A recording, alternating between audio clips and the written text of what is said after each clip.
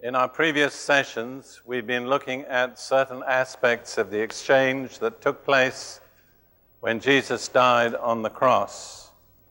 If my memory is correct, we've looked at 4 aspects. Let's see if we can recapitulate them. First of all, Jesus was punished that we might be forgiven. He was wounded that we might be healed. He was made sin with our sinfulness, that we might be made righteous with his righteousness.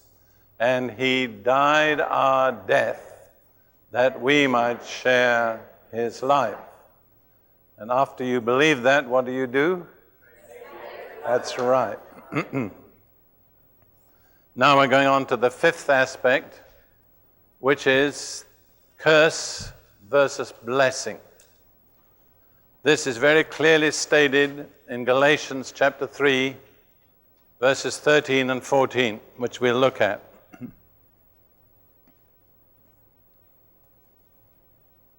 Christ has redeemed us from the curse of the law, having become a curse for us. For it is written, "Cursed is everyone who hangs on a tree."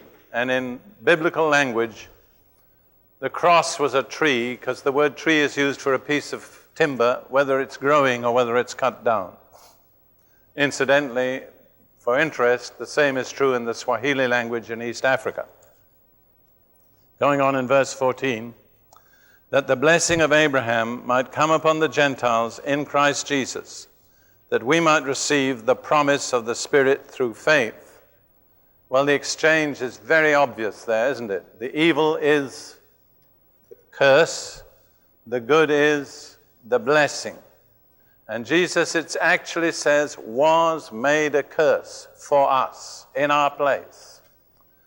In other words, upon him came all the curses that might have come upon us, that in return, all the blessings that were due to him might be made available to us. And in particular, it says that we might receive the blessing of Abraham. Now that's exciting. Keep your finger in Galatians 3 if you have it there, and turn for a moment to Genesis chapter 24 and verse 1. Genesis 24:1. Now Abraham was old, well advanced in age, and the Lord had blessed Abraham in all things. In how many things? Things. So what is the blessing of Abraham? It covers what? All things. That's right. And that's the blessing that's made available to us through faith in the exchange that took place when Jesus was made a curse for us on the cross. So this is exciting. In fact, I have to keep telling you, if you don't get excited by what I'm telling you, it's because you're not really believing it, because it is exciting. Now, what we need to do is, first of all, look at the background of this statement of Paul, which is very interesting. And then we're going to analyze somewhat the nature of curses and blessings. Let's look at the background first. If you look at the top of the chapter, the first verse of the chapter, chapter 3 of Galatians, it says, "O foolish Galatians, who has bewitched you, that you should not obey the truth, before whose eyes Jesus Christ was clearly portrayed as crucified?" Now, Paul goes on to point out that these Christians had received the Holy Spirit and were witnessing miracles. In other words, if you want to use contemporary language, they were charismatics. I would say almost super charismatics. And yet, Paul says they were bewitched. That's an amazing statement, isn't it? Now, why did he say they were bewitched? What was the evidence? The evidence was that they had lost the vision of the cross. He said, Jesus Christ was clearly portrayed among you as crucified, but you've lost the vision. Something has happened to you that has obscured your vision of the cross. An evil satanic force has moved in and shut off your understanding of the cross. And he calls that force witchcraft. Now, I'm not going to go into an analysis of witchcraft today, but it's very important to understand that the fact that you are saved and baptized in the Spirit and speak in tongues and all that, which is very wonderful, and see miracles, doesn't guarantee you exemption from deception. Is that right? And it's still possible for satanic influences to move in among us. And the main aim of Satan amongst the people of God is to obscure the cross. Because the cross is the only basis for God's total provision for us. And when we lose the vision of the cross, we no longer have a basis for God's provision. Secondly, which I'm not going to point out, but it's important, is that the cross was where Jesus defeated Satan and his kingdom. He stripped principalities and powers of Satan's kingdom, triumphed over them, made an open spectacle of them in the cross. That's in Colossians 2:13 through 15. We won't turn there right now. Satan can never undo the defeat which he received through the cross. But his strategy is to keep Christians from realizing what was done. And so Paul was tremendously concerned about these Galatian Christians. It's rather interesting if you analyze Paul's epistles. In almost every epistle he wrote to churches, he started by thanking God for what he'd done for them. Even the church at Corinth. And later he was going to reprove them for having incest, adultery, drunkenness at the Lord's table. But he starts by thanking God for the grace of God given to them.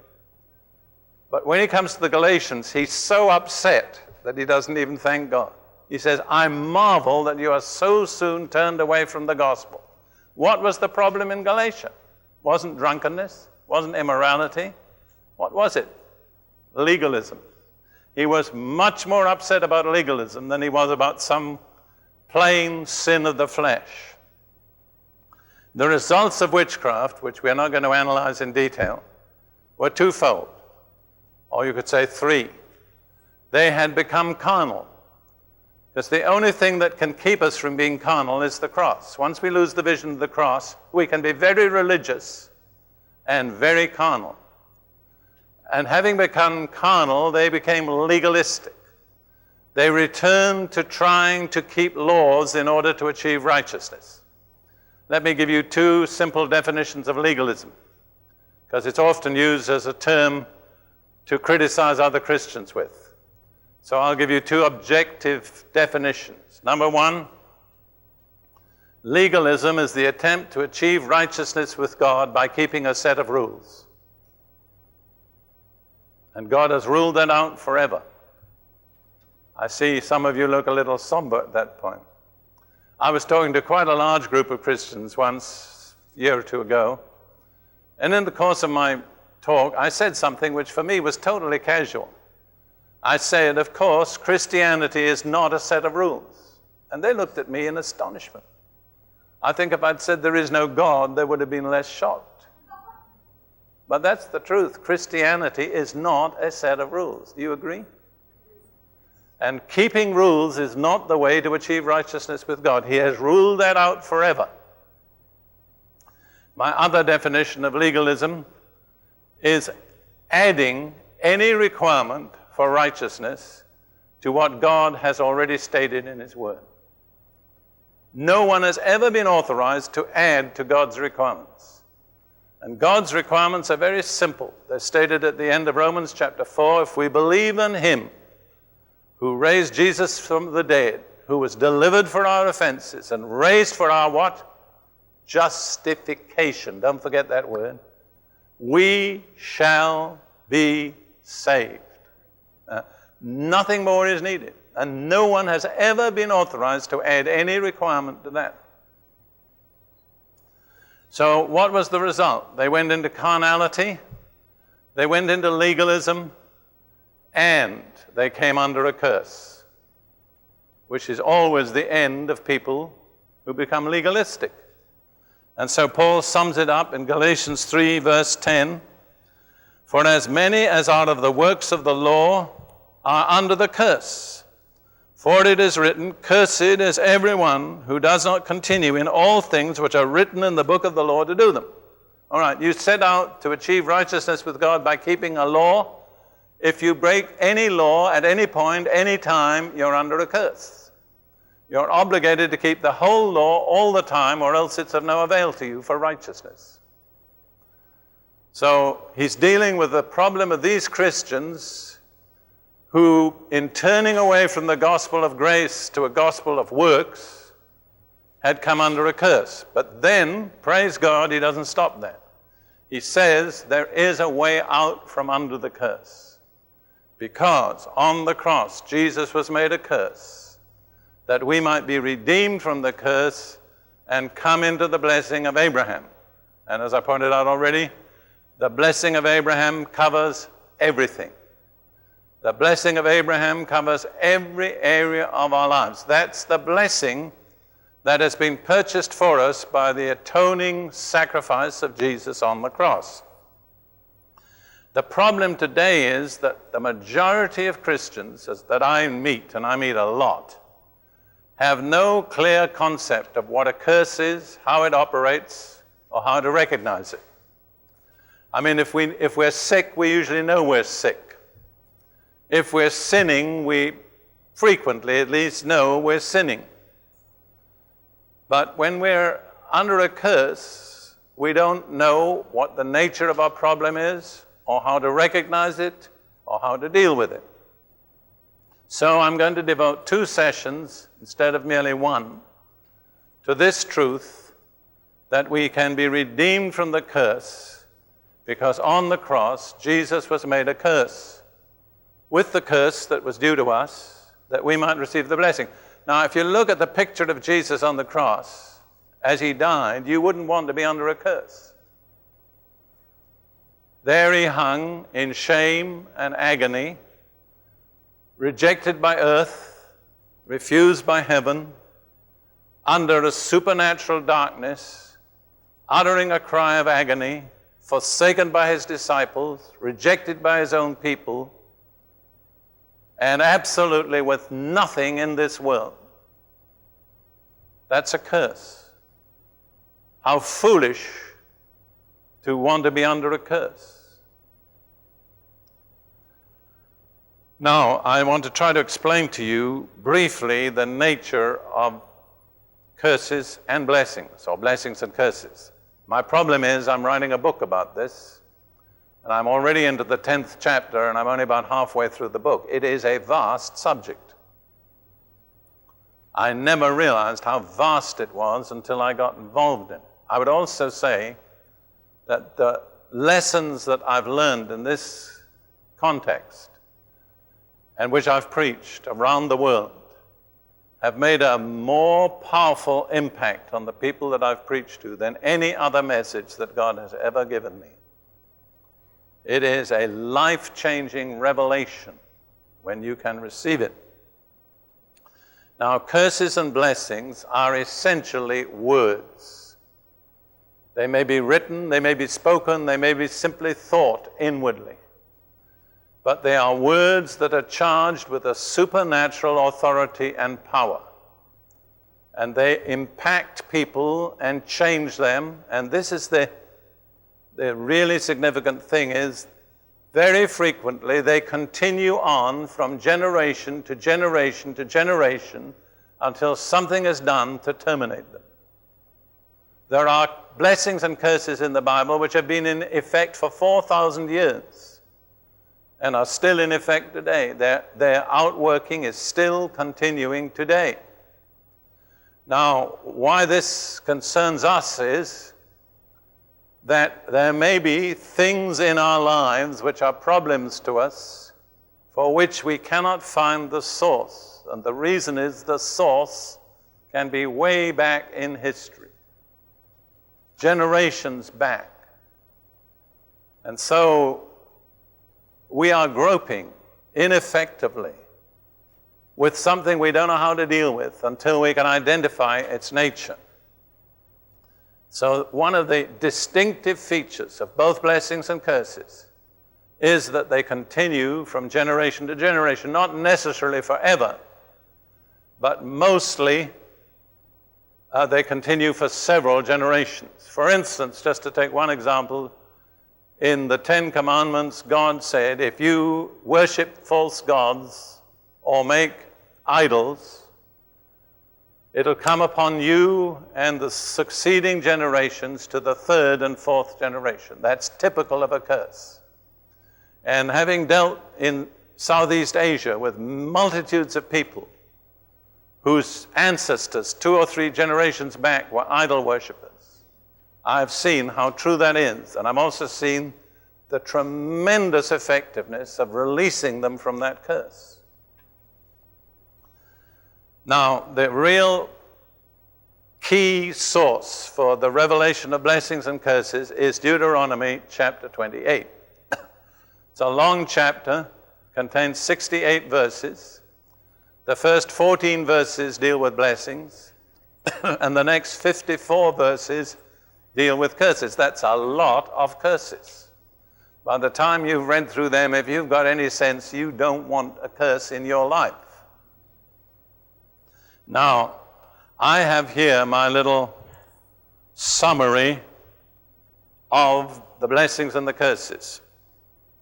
It's not divinely inspired. You could change it. But I think I'll put it on the board, putting it in front of your eyes.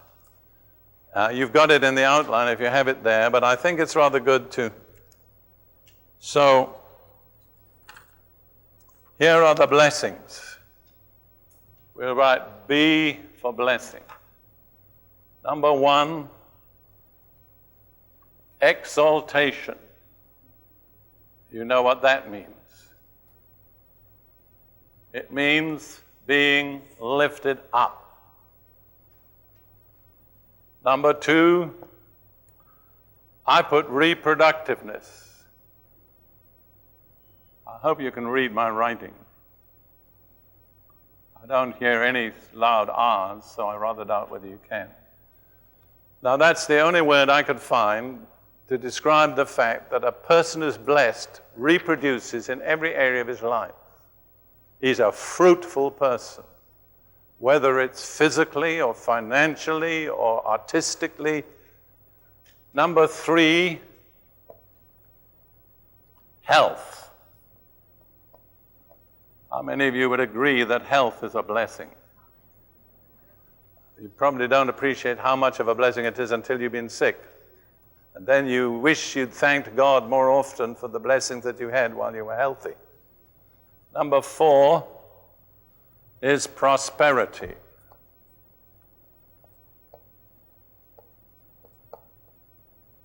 Or success. And let me say that prosperity in the Bible doesn't mean what it means to modern Americans. And it's unscriptural to interpret prosperity that way.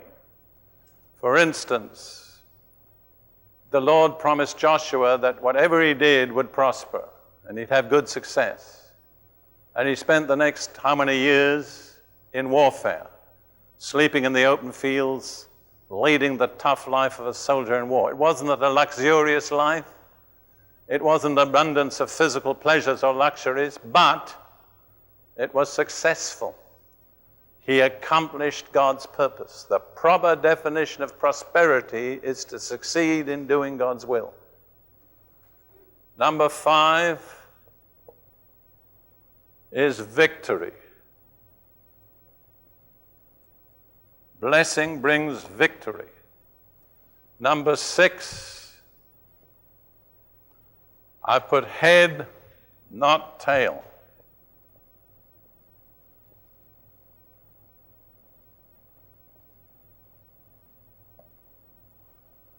And number 7, which goes very closely with it, is above, not beneath.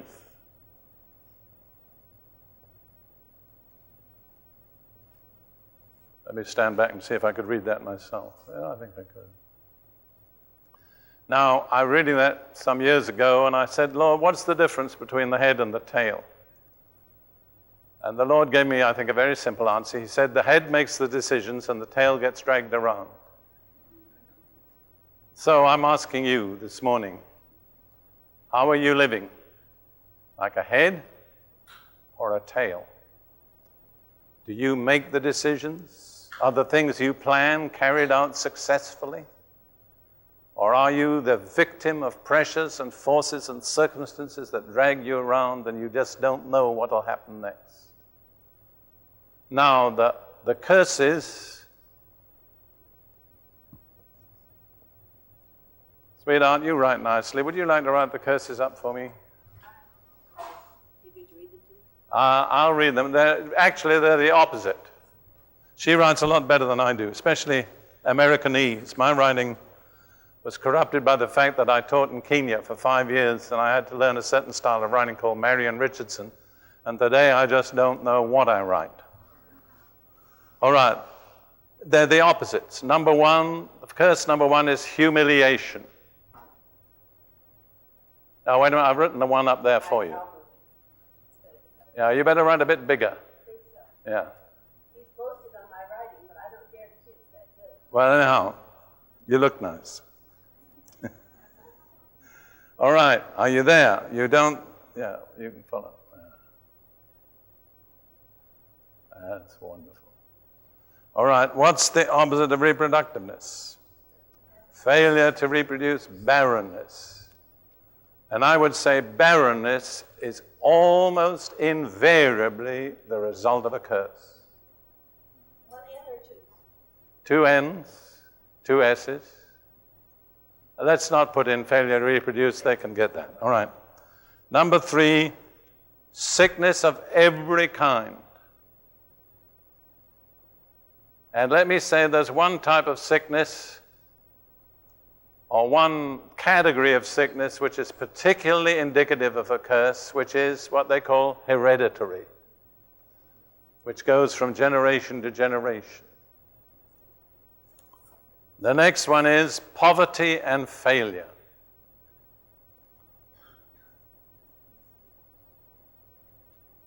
The next one, they're really self-evident because they're just the opposites, is defeat. I told you that I worked in East Africa, and I worked among a certain tribe, which I won't name. I worked amongst other tribes. Going on. Number 6, tail, not head. And most of my students were Christians, but they never could believe that God was stronger than the devil. Ultimately, the person they feared most was the devil. Number 7 is beneath, not above. And so I learned this monotonously repetitive phrase in Swahili, nimeshindwa, I have been defeated. Please, sir, it has defeated me, they would say. That is a curse. Thank you so much. That's wonderful. All right, now, I'm going to give you also, these are taken from Deuteronomy chapter 28. I mean, you can read the chapter for yourself, and I recommend you do, and decide whether you agree with my summary. But now I'm going to give you 7 indications of a curse which I have learned by observation in dealing with people.